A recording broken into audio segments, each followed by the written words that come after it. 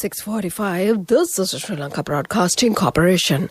The news edited by Lal Malavarachi and read by Lavani Vijayatunga. First, we take a look at the headlines. The President says that all farmers will be given full approval to continue traditional cultivations. The all-out strike by private buses, due to begin tomorrow, has been called off.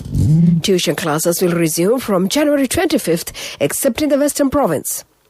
Sri Lanka's coronavirus death toll rises to 256 and the total of COVID infections now stands at 52,313.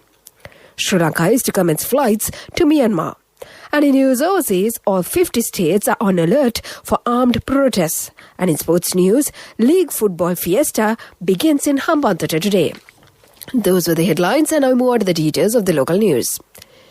President Gotabaya Rajapaksa has stated that all farmers will be given full approval to continue traditional cultivations without any hindrance until the problems they experience are solved. The President took this decision focusing on the issues raised by the farmers who attended the 6th Gama Samaga Pilisandara program yesterday in Madiragiri village in the Polannarwa district. The President directed the officials of all institutions, including wildlife, forest conservation, environment and the police, not to hinder the traditional cultivation activities. The President instructed the officials to understand the problems of the people that have been faced for a long time and implement both the construction of trenches and electric fences as a permanent solution. The President also instructed the authorities to expedite the completion of all stall development works in all schools in the country. This is the 6th of the series of Conversations with the Village program launched by President Rajapaksa. The President met the people in the remote villages outside the city who had not been given due attention so far and immediately inquired about their problems and drew the attention of the officials to provide solutions. The all-out strike by private buses due to begin tomorrow has been called off. Lanka Private Bus Owners Association's President Gamanu Wijeratne said that the proposed private bus strike was called off after a discussion with State Minister Dilum Amunugama. New education reforms will be implemented from the month of March. Under this program, the existing 373 national schools will be expanded up to 2,169. It is planned to implement this program under 3 stages. Secretary to the State Ministry of Education, Dr. Upali Sedara, said that the necessary financial grants have already been allocated. This is the news from the Sri Lanka Broadcasting Corporation. A giant interest rate for your fixed deposit that you deposit this month. Enjoy special interest rates based on deposit amount and the government security. Call 0718 800 999. And we continue with more local news. The Director General of Health Services stated that Sri Lanka reports another death from the coronavirus pandemic, pushing the total fatality count to 256. The deceased is an 82-year-old woman residing in the Athulkote area. Sri Lanka's COVID numbers saw another surge yesterday as 372 more persons were tested positive for the virus. Meanwhile, the Department of Information confirmed that the total of 715 new cases have been reported yesterday. Accordingly, the total number of COVID-19 infections confirmed in the country to date now stands at 52,313. Recoveries from the virus, meanwhile, climbed to 44,746 by yesterday as more patients regained health. 7,311 active cases are still under medical care at selected hospitals and treatment centers. The U.S. State Department has amended its foreign terrorist organization list, and the Liberation Tigers of Tamil Eelam remains to be banned organization in it. Under the designated foreign terrorist organization list, the LTTE can be seen as listed as an organization designated since 10th of August 1997. It has been mentioned according to the annual review of the U.S. State Department.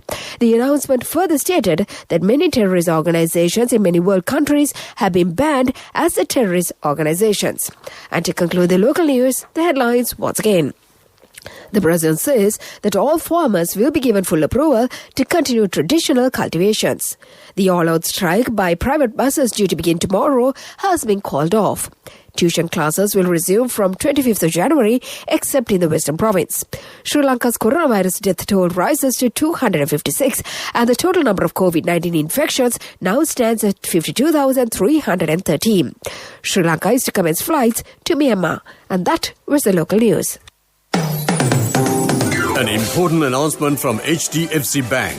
A giant interest rate for your fixed deposit that you deposit this month. Enjoy special interest rates based on deposit amount and the government security. Call 0718 800 999. HDFC. A mother knows the pain of each member of the family. Siddhalepa, the trusted relief for aches and pains. An effective therapy for relief from cold, sneezing, flu, headaches, swelling due to toothaches, rheumatic, discomforts, and muscular aches and pains. Siddhalepa, the Veda Mahatmya in every home.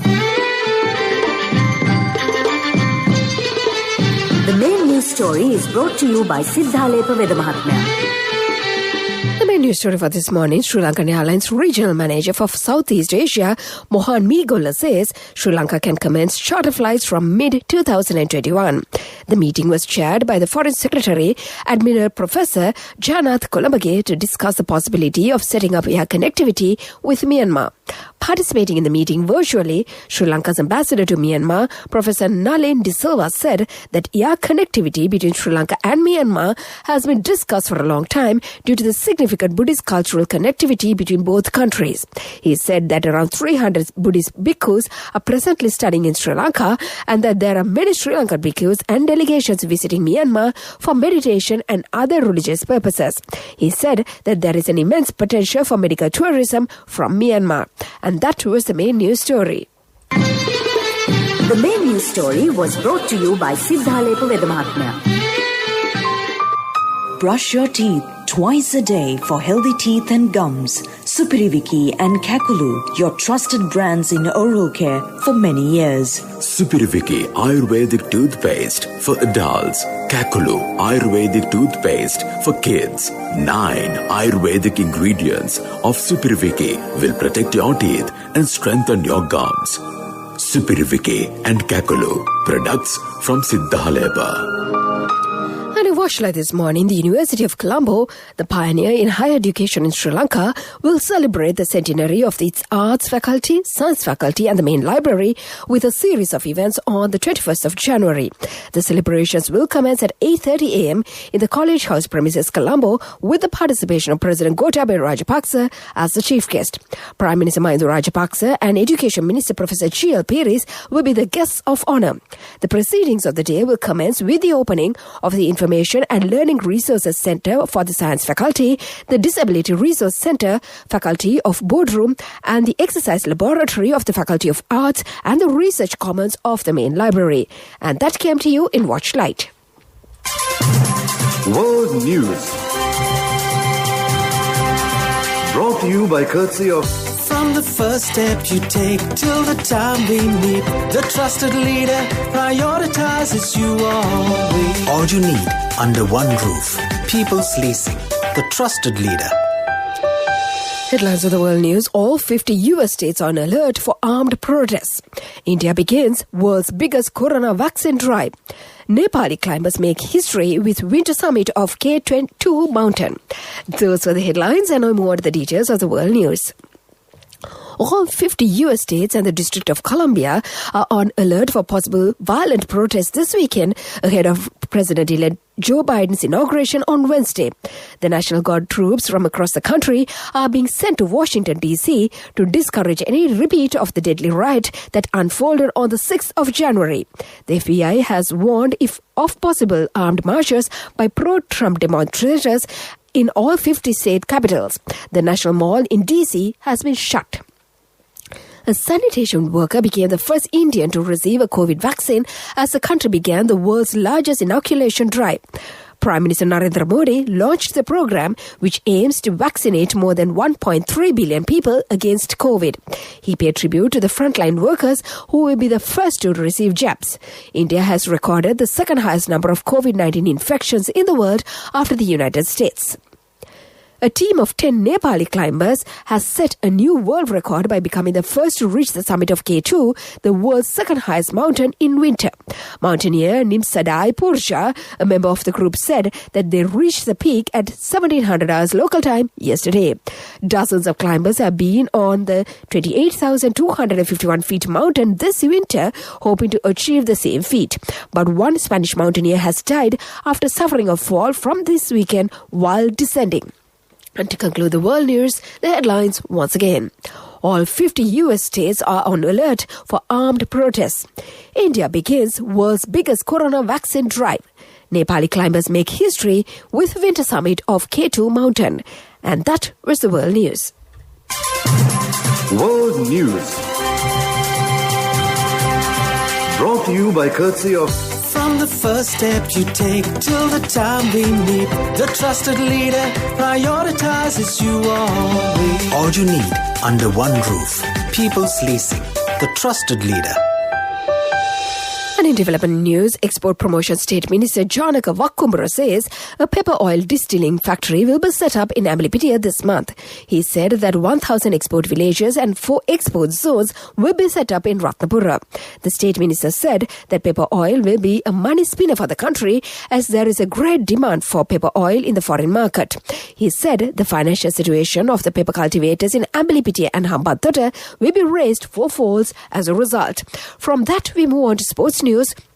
Sports Minister Nama Rajapaksa says the game of football along with volleyball, rugby and kabaddi will be popularized within all 25 districts by the end of this year. He said this at a media conference and launching ceremony of the Hambantota District Football League football tournament held at the Sports Ministry premises on Friday. The Hambantota Football League becomes the first league to be inaugurated as a tournament of this nature and will involve 5 teams which are likely to be competed for almost 6 weeks. The 5 teams were named under the Beliata Sports Club, Hambantota White Tigers, Ambalantota Football Club, Kirin the Youth Club and the La Thalangians from Thangala and will tangle for the battle for honours. The tournament will be inaugurated today at the Mahinda Rajapaksa grounds in Thangala, commencing at 3 p.m. All matches will be staged in 3 venues, namely Mahinda Rajapaksa grounds in Thangala, Beliata and the municipal grounds in Hambantota, respectively. And with that, we move on to business news.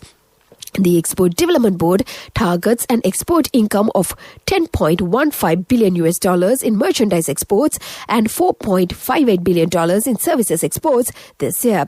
Action Plan 2021, aimed at boosting export income through diversified exports to niche markets, is aligned with a new revised strategic plan formulated by the EDB, considering the current global situation. That was the business news, and economic news follows. Economic News, courtesy of... Congratulations on your promotion. When will be our treat, huh? How about today? Oh no, I was just joking. It's fine. I have my LOLC credit card with me. Let's go out today. Introducing LOLC Finance Credit Cards. Fuel the goodness in you.